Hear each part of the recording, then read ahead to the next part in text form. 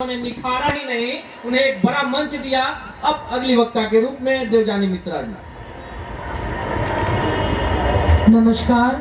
सबसे पहले तो लेट्स इंस्पायर बिहार में भी लेट अस इंस्पायर बिहार, जो अस छुपा हुआ है वो सबसे इम्पोर्टेंट बात है। And thank you so much sir, Vikas Vaibhav sir ji, इतना अच्छा आपने एक प्लेटफॉर्म क्रिएट किया जो शायद सबकी बस की बात नहीं है, क्योंकि लीडरशिप इसी को कहते हैं जो आप सबको लेके चलते हैं, जहाँ पे लोग चाहते हैं कुछ अलग करना। और ऐसे ही कुछ शुरुआत मेरी भी हुई थी आज से 13 साल पहले, और अनूप जी को मैं कम से कम 10 साल हो गए जानते हुए। बहुत उतार चढ़ाव देखा है मैंने यहाँ पे बिहार में। मैं तो पहले सोचती थी कि जन्मभूमि मेरी बंगाल जरूर है, लेकिन बिहार ने मुझे बहुत कुछ दिया है। पहले मैं बेटी थी बंगाल की, बहू थी बिहार की, अभी मैं बिहार की बेटी भी बन गई हूँ। और इसका पूरा श्रेय जितने भी बिहार वासी हैं उनको जाते हैं, क्योंकि लोग यहाँ पे बोलते हैं कि कोई सपोर्ट नहीं करता है, काम करने जाओ अड़चने आती है, इतना चलता है। इतना भी स्ट्रगल अगर आप अपने लिए नहीं लेते हो तो कोई बड़ा काम आप कर नहीं पाते हो। मेरा हमेशा से मानना है, मेरा हमेशा से नोबल रहे mother Teresa and opener Winfrey, और दोनों ने हमेशा सेल्फलेसली काम किया है। उनका एक बात मैं हमेशा अपने लाइफ में लेके चलती हूँ, जिसका जितना बड़ा दर्द होगा उसका उतना बड़ा मुकाम होगा। तो अगर आपको सही में लाइफ में कुछ बड़ा करना है तो आप अपने दर्द से आगे निकल के दूसरों का दर्द देखिए। और ये प्लेटफॉर्म सिर्फ यहाँ पे लोगों को एक वॉक देना मेरा मकसद कभी नहीं था, क्योंकि जब मैं नई बिहार आई थी, मैं एक इंसिडेंट बताती हूँ।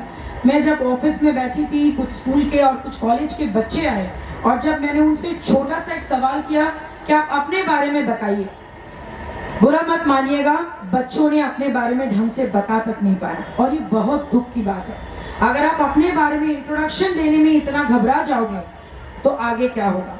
मैंने ऐसे बहुत बड़े लोगों को या फिर बहुत अच्छे शिक्षकों को देखा है कि वो पढ़ाते तो है, लेकिन जब अपनी बारी आती है बात करने की तो वो घबरा जाते हैं। आज ये स्टेज पे आके बोलने के लिए बहुत लोगों को आज शायद हिम्मत भी नहीं होगी, लेकिन ये हिम्मत देने का काम हम लोग करते हैं, जिसको कहते हैं सॉफ्ट स्किल। और ये आज के समय के लिए बहुत जरूरी है, क्योंकि आप अगर स्ट्रीट स्मार्ट नहीं बनेंगे तो कोई आपको कुचल के आगे निकल जाएगा। और ये दौर यहाँ पे महिला या पुरुष नहीं, यहाँ पे कोई भी किसी को आगे छोड़ के निकल जाएंगे, क्योंकि ये 21वीं सदी है। और 21वीं सदी में अगर आपको सही में कुछ बड़ा करना है तो आपको एक दूसरे का साथ, लोगों का एम्पावरमेंट करना, सिर्फ बोलना नहीं, आपको करना पड़ेगा। मेरे को आज भी याद है कि मेरा जो ब्यूटी कॉन्टेस्ट है, ये कोई फैशन पैरेड नहीं है, ये ब्यूटी विद रिस्पॉन्सिबिलिटी है, जहाँ पे save girl child and stop domestic violence के लिए हम लोग काम करते हैं। और 23 दिसंबर हम लोग बहुत बड़ा एक मार्च भी निकालेंगे। और यकीन मानिए, हर साल जब लेडीज अपना वीडियो शेयर करती हैं, बाद में वो लोग मुझे पर्सनली बताती है, मैम आपको वीडियो देख के कुछ समझ में आया। मैं समझ जाती हूँ कि उनकी लाइफ की स्टोरी है और ये बहुत दर्दनाक है, लेकिन उनको ये हिम्मत देना भी अपने आप में बहुत बड़ा कलेजा चाहिए, क्योंकि हर घर की कहानी अलग है।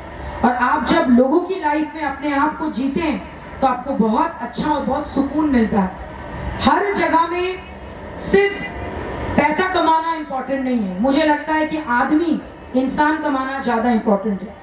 और लेट्स इंस्पायर बिहार एक वैसा ही प्लेटफॉर्म है जहाँ पे आप सैकड़ों ऐसे दोस्त, बंधु, भाई बहन आप बना सकते हैं, जिनको आप साथ में लेके चल सकते हैं, जिनका कोई जाति नहीं होता है, कोई धर्म नहीं होता है, बस एक ही नारा है, लेट्स इंस्पायर बिहार। और मैं अपना आइग्लम गुरुकुल को इनके लेट्स इंस्पायर बिहार के साथ इसीलिए जोड़ना चाहती हूँ कि मैं चाहती हूँ आगे का जनरेशन ये ना बोले कि मम्मी पापा आपने मुझे ये मौका नहीं दिया। डेफिनेटली आपको ये मौका मिलेगा लेट्स इंस्पायर बिहार के through, and thanks to the initiative, the great mind behind it, that is none other than Vikas Vaibhav sir. सबसे बड़ी दात ये देनी पड़ेगी, इतने बड़े ओहदे में रहने के बावजूद समय निकाल के लोगों के लिए सोचना, इट्स नॉट अ जोक। इसके लिए चाहिए आपका अंदर का पैशन। आप दिखावा एक दिन कर सकते, 2 दिन कर सकते, सालों साल लगातार बार बार वही कर सकते हैं जिनके अंदर में वो दर्द हो और वो विजन हो। और विजन अगर आपका बड़ा है तो मिशन आपका सक्सेसफुल होगा। सो आज इस मंच पे आके मैं यही कहना चाहती हूँ अब वो बिहार नहीं रहा जहाँ पे आपको सोचना पड़ेगा कि क्या मैं घर से बाहर कदम रखूं। बिल्कुल आपको अपना कदम खुद आप बाहर रखेंगे तो 4 लोग आपके हाथ थामेंगे। और इसमें मैं उषा मैम का नाम लेना चाहूंगी। मैं हर साल जब भी करती हूँ उनका आशीर्वाद मुझे मिलता है। अभी हम लोग बैठ के वही बात भी कर रहे थे। तो it's not about women empowerment, it's about human empowerment. हम लोग यहाँ पे एक दूसरे का साथ देंगे, आगे बढ़ेंगे और एक ऐसा बिहार का निर्माण करेंगे जहाँ पे सिर्फ विकास नहीं, हम लोग यहाँ पे साथ साथ एक दूसरे के उद्योग को, एक दूसरे के थॉट को, एक दूसरे को मिशन को आगे लेके चलेंगे। और ये बहुत बड़ी बात है कि इस मंच पे इतनी सारी महिलाएं एक साथ है जो हमेशा आपस में कभी लड़ती थी और अभी आपस में दोस्त बन गई है। तो ये बहुत बड़ा कला है सर आपका कि आप एक औरत को दूसरे औरत का दोस्त बना दिए। और इसका श्रेय एक आदमी को जाता है, एक पुरुष को जाता है और वो कोई नहीं है, वो विकास वैभव सर है। Thank you so much. अगर किसी को सवाल पूछना हो श्रीमती देवजानी मित्रा जी से तो आप सवाल पूछ सकते हैं। सॉफ्ट स्किल ट्रेनर हैं, फैशन इंडस्ट्री से जुड़ी हुई है, समाज सेवा से जुड़ी हुई है। अगर किसी को भी कोई सवाल इनसे पूछना हो सर।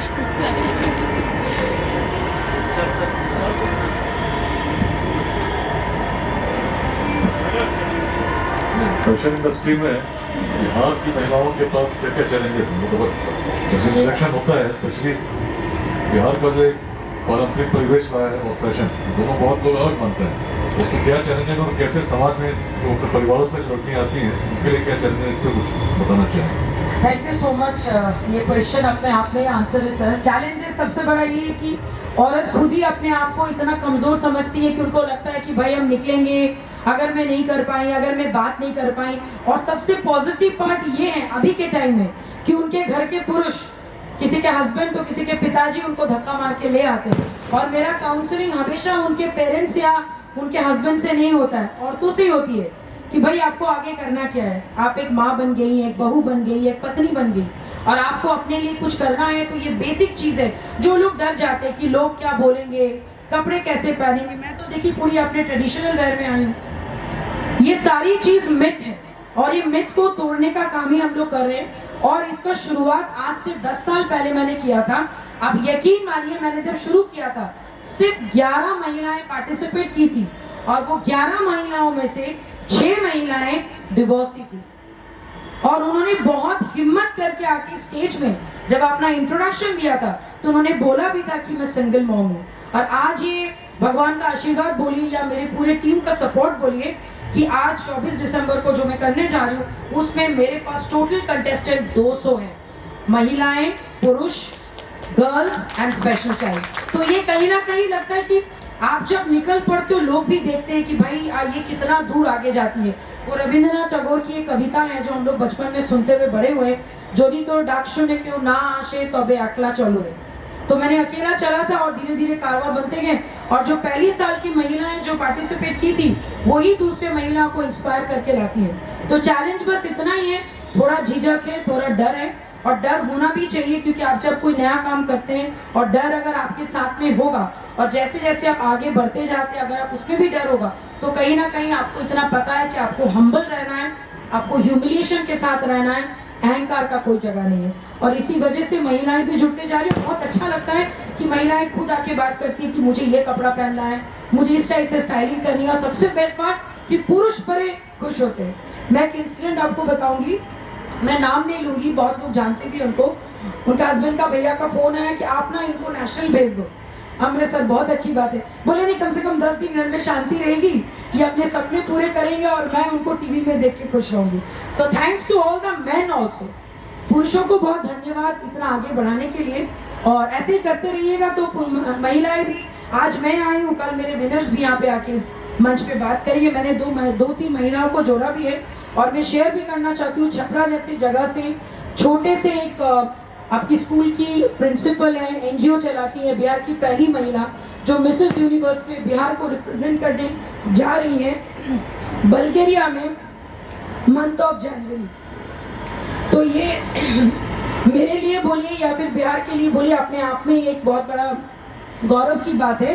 रेणु कुमारी जी आज यहाँ पे नहीं है, वो छपरा में है, अगली बार जब आएंगे तो जरूर आपसे मिला। एंड हिज एज इज, आप लोग सुनिएगा तो दंग रह जाएगा, ही इज 57 years old.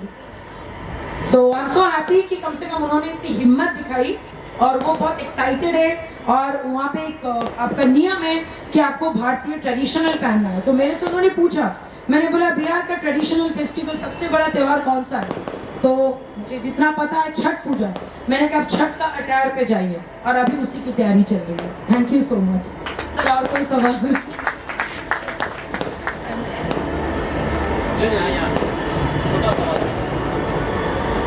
जी नमस्कार मैम. नमस्कार सभी आगत लोगों को.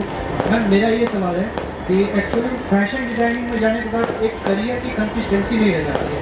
तो करियर को कंसिस्टेंट बनाने के लिए बिहार में सरकार की तरफ से कहें या प्राइवेट ऑर्गेनाइजेशन की तरफ से कहें, किस तरह से उनको यहाँ अट्रैक्ट किया जा सकता है, इस पर आप अपना अनुभव साझा करें. बिल्कुल. देखिए मैं जितना जानती हूँ, हम लोग जानते हैं कि फैशन डिजाइनिंग में बोलिए जो सबसे बड़ा इंस्टीट्यूट है वो निफ्ट. और निफ्ट में जरूरी नहीं कि हर बच्चे सफल हो जाए. एक तो फीस भी होती है, उस एग्जाम को क्रैक करना भी होता है. तो हमारा जो गुरुकुल है, सेम कोर्स हम लोग देते हैं, बहुत ही कम एक जो बेसिक जो रिक्वायरमेंट होता है उसके साथ. और मैं आपको क्या बताऊं, मुझे अभी खुद अपने संस्था के लिए 50 लोगों की जरूरत है और मुझे मिल नहीं रहा. ये दुख की बात है. और दुख की बात इसलिए है क्योंकि लोग डरते हैं कि मैं अगर कोई नौकरी भी करूंगा, लोगों से सबसे पहले तो लोगों को डर लगता है कि भाई हम जाके बात क्या करेंगे. आपके प्रोडक्ट के बारे में बताने में लोगों को डर लगता है. तो ये सारी चीजों का जो ट्रेनिंग है ये हम लोग आईग्लैम गुरुकुल में देते हैं. आप पहले सीखिए फिर आप लोग अर्न कीजिए. कहने का मतलब है पहले लर्न कीजिए फिर अर्न कीजिए. ये सारी सुविधा आपको आईग्लैम गुरुकुल में मिलेगा. बाकी जानकारी के लिए आप मेरे से पर्सनली बात कर सकते हैं. Thank you so much. और हाँ, और एक बात, ये नौकरी देना कोई रॉकेट साइंस नहीं है. आप अगर तैयार हैं तो मुझे बहुत मजा आएगा कि मैं किसी को 50,000 60,000 तक नौकरी दूं, क्योंकि आप अगर आगे बढ़ेंगे तो मेरा संस्था भी आगे बढ़ेगा. Thank you. बहुत बहुत आभार देवजानी मित्रा जी. आइए मिलकर प्रेरित करें बिहार, और आपके जैसे ही साहसी महिलाओं की जरूरत है इस अभियान को